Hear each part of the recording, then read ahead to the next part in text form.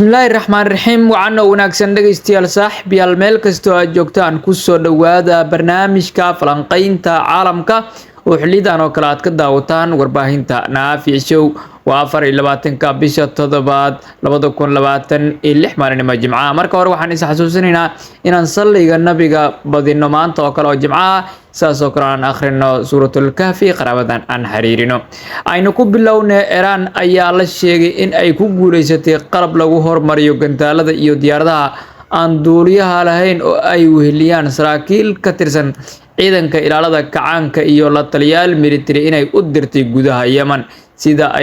ay gacan ugu siiyaan ay Xuutiyiinta inay sare u qaadaan awoodda gantaalada iyo diyaaradaha aan duuliyaha lahayn sida lagu sheegay warbixin gaar ah oo ay maanta bahisay wakaalada wararka ee Reuters warbixintan ayaa sidoo kale soo bandhigtay in ay jirto suurtagalnimo ay Iran isugu diyaarinayso dagaal ballaaran iyo weerar jihooyin kala duwan ah oo ay isaga caawinayso xilli uu xoogeysanayo dagaalka u dhaxeeya Mareykanka iyo Iran madaxweynaha Mareykanka Donald Trump ayaa markii ugu horeysay xog la yaab leh daaha ka qaaday taas oo ku saabsan dhinaca Israa'iil maxay tahay xogtan ayaad isleedahay talow waa xog la yaab leh oo uu sheegay madaxweynaha Mareykanka Donald Trump waxaa lagu yaqaanaa in uu yahay nin cadcad oo warkiisa aan dib u dhigin sababtaas ayaana keentay inuu ka afdheeraado madaxdii hore ee soo martay Mareykanka inkastoo mararka qaar uu ku dhaco qaladaad aad iyo aad u weyn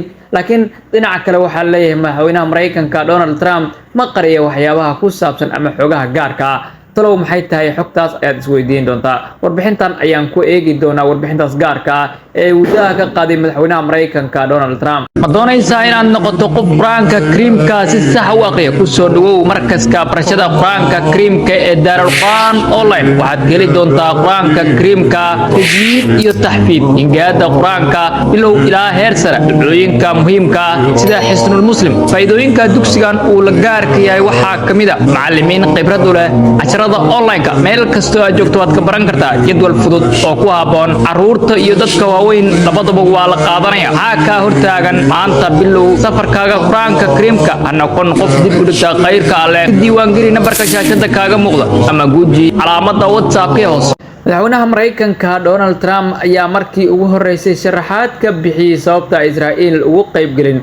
weeraradii ugu dambeeyay ee Mareykanka ka fuliyay gudaha Iran isagoo oo si cad u sheegay in haddii Israa'iil ay ku biirto weerarada in ay wajahayso cawaaqib ka dhalanaya weerarada jawaab celinta oo Iran ay ku qaadi karto gudaha Israa'iil sida ay warisay warbaahinta aqalka cad ku dhow ee The Axios warbixinta ee The Axios sidoo kale waxaa lagu sheegay in Trump uu ku dhow yahay in uu go'aan ka gaaro ballaarinta weerarada uu Mareykanka ku wado ama ka wado gudaha Iran sababtan warbixintan loo qarinayay markii hore waxay ahayd Israa'iil waxay isu diyaarinaysay ama dadka shacabka ay u diyaarinaysay maalmahan oo dhanna